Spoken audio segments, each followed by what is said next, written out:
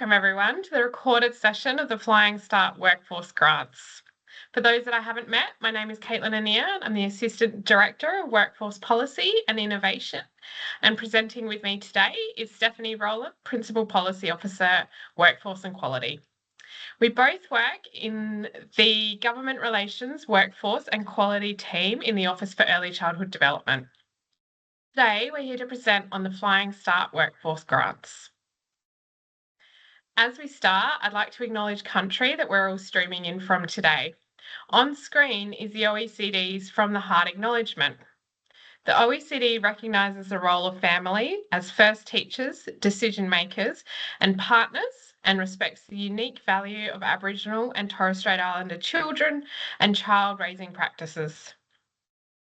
We recognise Aboriginal peoples as having the longest living culture, raising children safe and strong in their identity, community, culture, and connected to country. We pay our deep respects to elders past and present and their role as the first knowledge sharers for children. Together we walk and build stronger, more supportive communities for all children.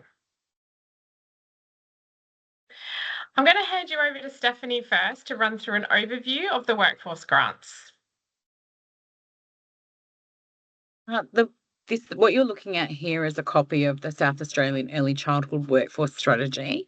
This was developed through sector consultations which were held in February 2024, and from those consultations informed the development of the OECD Workforce Strategy, which was launched in July 2024. This is also available on our website and it's accessible to the public if you would like to read it further. The strategy contains a suite of initiatives that are designed to address the challenges and barriers to growing and sustaining the early childhood workforce. The focus areas and actions outlined in the strategies are informed by a strong and well understood evidence base.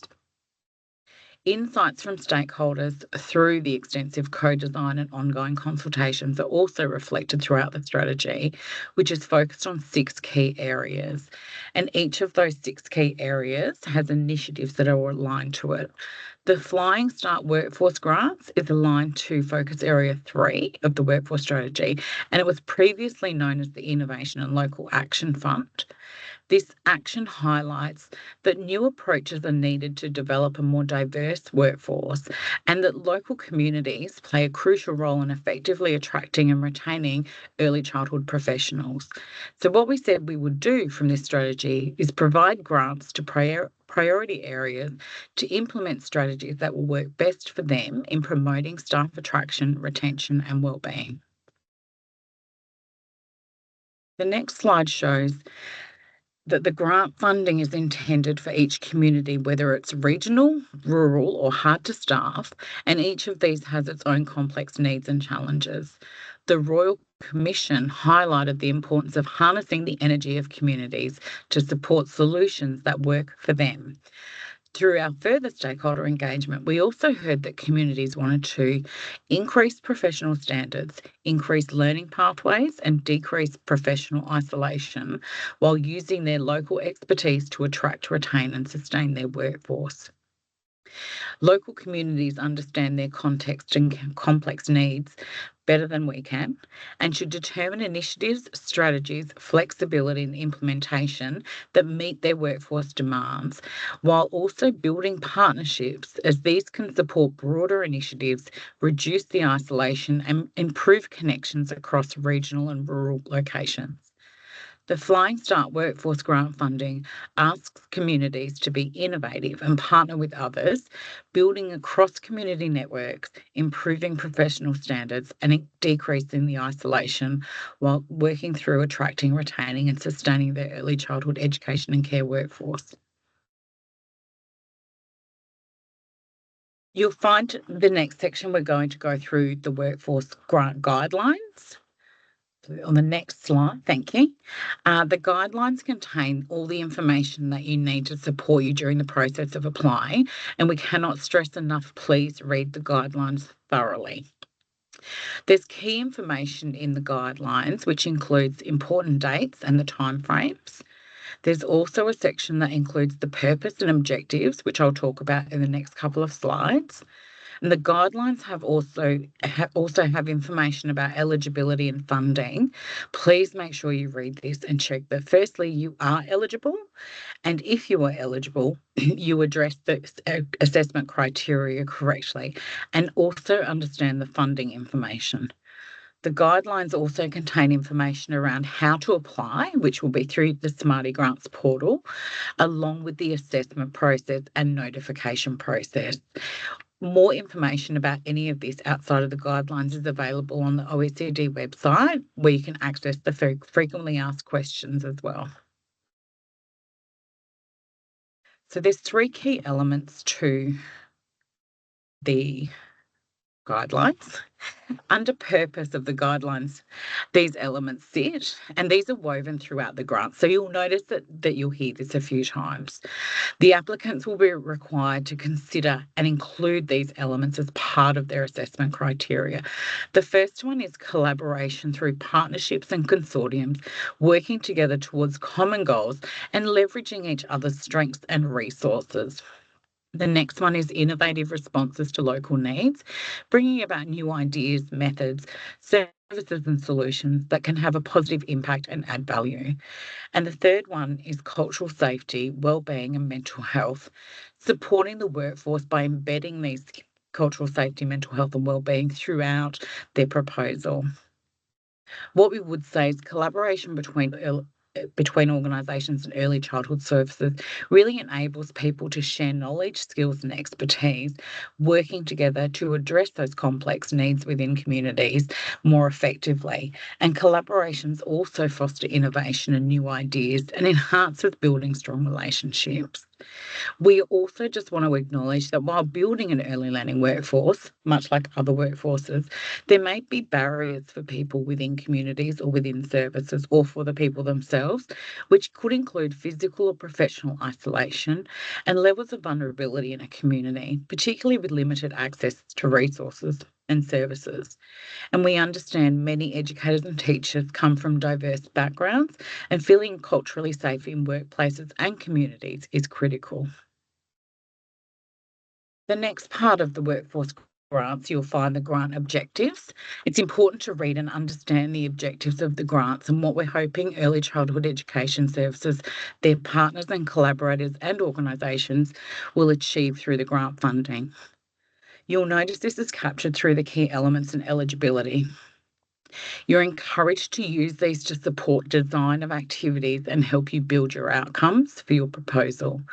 The grant objectives are firstly to design and deliver initiatives in partnership to benefit broader early childhood education and care sector workforce attraction needs beyond one service. Develop strategies to maintain and support a stable early childhood workforce in regional, rural and hard to staff communities. Implement programs to increase the number of qualified professional educators, teachers and trainers in regional, rural and hard to staff communities. Enable communities to determine and implement initiatives that align with their specific workforce context and needs.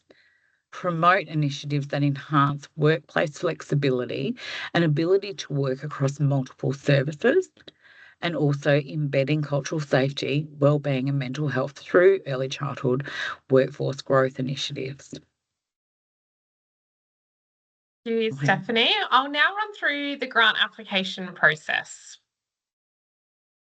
If we've piqued your interest, we've got some advice and instructions on where to from here. We've said it before and we will keep saying it. The first step is to read through the guidelines really thoroughly. I can't stress this enough. Everything you need to know about the grant, the rules of the grant, who's eligible, who isn't, funding, all of those things are contained in that document. The next step is to check that you meet the eligibility criteria. This includes potentially looking up where your organisation is in relation to CEFA deciles and ARIA classifications in the guidelines. There's links to be able to do that if you're not sure where your organisation sits. You'll also need to reach out to other ECE services and organisations that you think might be able to be involved in your idea and your proposal, and send them a copy of the guidelines as well so that they can understand what the requirements are. This will help you to start the conversation around what you might be able to do together. Make sure you understand what activities and initiatives are eligible, and also make sure your idea aligns with the objectives of the grant that Stephanie just ran through. Think about how you can collaborate and partner with other services or organisations, and think about how your proposed initiative is new to your community or if it's being done anywhere else. Innovation forms part of the assessment criteria, so you'll need to understand whether your idea is new across South Australia, whether it's new to your specific community, or maybe it's an idea that you have seen somewhere else or tried before. You've got some learnings and you want to try to implement it again with a new spin on it. You'll also need to make sure that you can embed cultural responsiveness, mental health, and well-being elements into your idea. Make sure you hold that as one of your central considerations as you're coming up with your idea, and not something that you figure out at the end to see how you might be able to add one or two bits in. It needs to be really central to the idea of your proposal, how you will make sure that your activities are culturally responsive and you've worked through mental health and wellbeing. Once you've got an idea of what you'd like your proposal to look like, you're ready to begin creating your application. As always, your first step is to have a copy of the grant guidelines handy. And if you're doing the application together in partnership, make sure that everyone else also has a copy of the guidelines to use as a reference.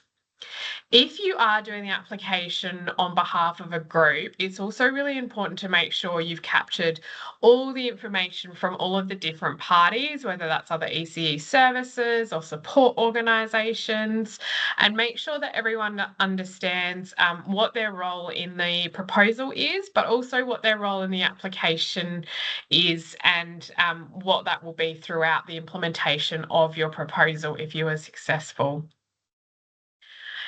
On our website, we have a application checklist available. Your best bet is to download a copy of that checklist and to start to work through all of the different steps to make sure that once you have worked your way through that, you'll be really, really well placed to be able to fill out a really comprehensive grant application. You will need to create a Smarty Grants account to complete the application. It's free. Anyone can create a Smarty Grants account. If you haven't used it before, you'll just need an email address. Within your organisation, you can have multiple people accessing your Smarty Grant application as well. So if you've got multiple people drafting different parts of it, or if you want someone to go in there and review and maybe approve the content, you'll be able to do that using the Smarty Grants platform. We also recommend that you draft your responses outside of that platform as well. So to be able to assist you to do that, the application checklist that I mentioned has a copy of all of the assessment criteria questions that you're going to be asked. So you can start drafting up your responses without having to be in the Smarty Grants platform. And then you can very easily copy paste the information across once you are ready to start submitting your application. It's critical to prepare a proposed budget and an estimated timeline of when you would be spending that budget and when which activities would be occurring throughout your proposal. To do this, you'll need to understand what can and cannot be funded through the guidelines. For example, the grant funding won't cover business as usual things like building insurance, rent, or utilities. Although the application doesn't require a full project plan, you will need to outline when the key activities will happen and also include any risks to the implementation of your proposal and what you can do to limit those risks. I'm just going to hand you back to Stephanie now to walk you through some things you might want to think about when you're pulling together your application. This is bringing it all together. So thinking about the key elements, objectives, the preparing or getting ready to prepare your application. So there's just some considerations here to think about as you're working through. So when you're thinking about the key elements, who might we want to collaborate with? Do we want just other early learning services? Do we want to collaborate with our LGA? Maybe you are an LGA and you want to reach out to a broader network. So it's really who's going to be involved, what knowledge and skills will they bring? How will you share that with each other? And then maybe consider what are the current cultural safety, wellbeing, or mental health programs or initiatives we have already established? And if we don't, what new ones might we want to embed in this piece of work? If you do have them established, it might be around, okay, well, do we need to share them more broadly? So thinking about what sort of activities might be informed from that perspective. Then we layer in the objectives and then we can consider, well, how do our initiatives and activities support a broader connected community of early childhood services? How are we increasing the number of workforce? You might think, your priority might be around sustaining the current workforce or retaining the current workforce you have, or it might really focus heavily on attracting a new workforce to your community. Then you want to think about and just consider how will you sustain the workforce once you've recruited them? So really thinking about what goes beyond each initiative as well. They're just some ideas. Like I say, the objectives and the key elements are all through the grant guidelines. So have a read through and make sure you're really clear and asking yourself some of those questions. Then when you come to your application, really thinking about the proposed activities. Have we co-designed this with our partners and collaborators?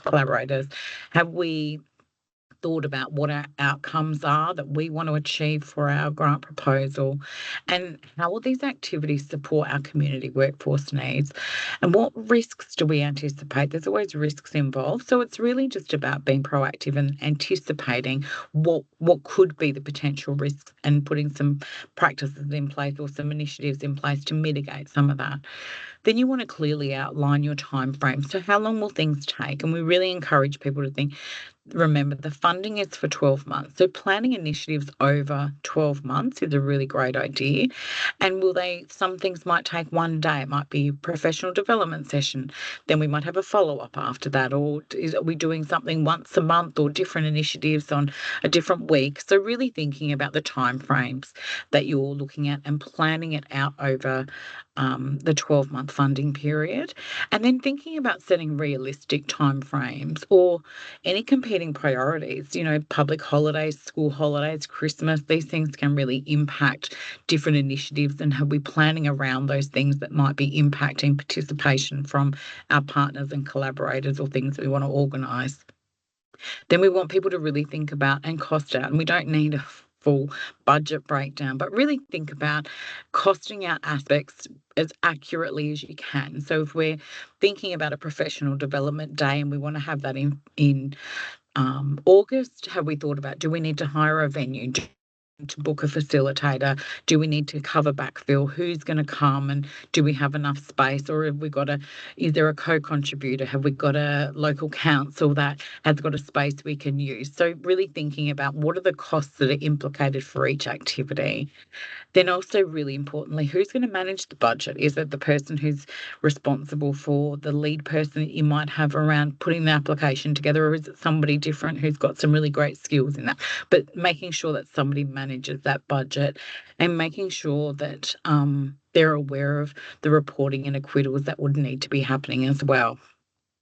And then really thinking about, is our proposal sustainable after the funding finishes, after the 12 months? And if it's not, how will we exit from this funding without losing all the traction that we've made over 12 months? And if it is sustainable past the funding period, how are we going to do that? What does that look like for us in this proposal? Then once we've done all of that and you've got all of your application together, this is the assessment criteria. So your grant application will be assessed on the following: workforce attraction and retention. As I said before, you might have an equal weighting for yourselves across attraction and retention, or you might think actually our focus is attraction more so, and that's okay. We just ask that you highlight that focus in your application. The extent to which the proposal will attract, retain, or sustain the early childhood workforce in your community. Collaboration, partnership, and consortiums details how knowledge, skills, and expertise between collaborating and partner organisations will be shared with each other to improve the sector workforce attraction and retention needs again across your community. And you've heard it a few times now, embedding cultural safety, wellbeing, and mental health, and explaining how cultural safety, wellbeing, and mental health aspects of the workforce will be embedded in your proposal. You may have existing programs, or part of your activities may include new programs that you would like to initiate. Innovation demonstrates innovative ways to respond to the workforce challenges in your communities. And I think Caitlin talked about that before as well. So really bringing about new ideas or things that meet the context of your community is really important to capture. Providing evidence of local need for place-based workforce attraction strategies and how your proposal will support this need. And your application needs to represent value for money. So allowances will be made for greater costs that might be incurred in services located in rural and remote areas. So something for consideration. And then sustainability, as I said before, explaining how you will sustain the life of the funding or post the life of the funding. Either it will cease and then what's your exit strategy, or you will continue with your initiatives. How are you going to sustain that beyond the grants? All right, we'll move on to some key dates. Applications are currently open. You have until Friday, the 21st of March to submit your application. Please don't leave it until the last minute.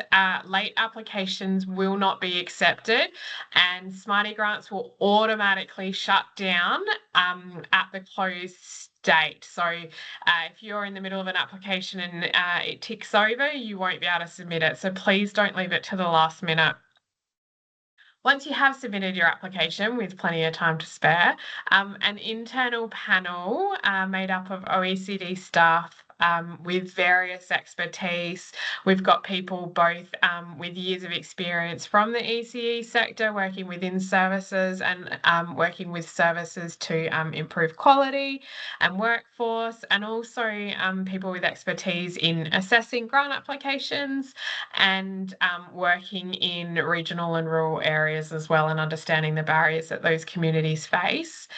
So that internal panel will have a look at all of the grants that have been considered eligible, and will make recommendations that will then be provided to all applicants on or before the 6th of May. So whether you're successful or unsuccessful, you'll hear at the same time on or before the 6th of May this year.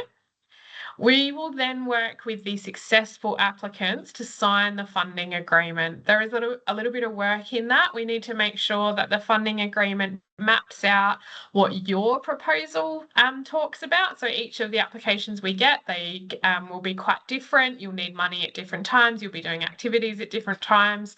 So we'll need to make sure that the funding agreement with each of the successful applicants reflects that. So we'll work with you to develop that up. With the idea being that initiatives will begin from June 2025. For some, that might be set up work that you're doing, background work, before you're ready to have those initiatives up and running. For others, depending on your proposal, it might mean that from June you'll be able to hit go and start your initiatives. It will just depend on what your application is. And finally, just to reiterate that once you are ready to submit, you will need your Smarty Grants account. You'll fill in the online application form. You'll check off everything on that checklist that you've already downloaded, and you will submit in plenty of time. If you do need any help, so there are a couple of different places you can get help from.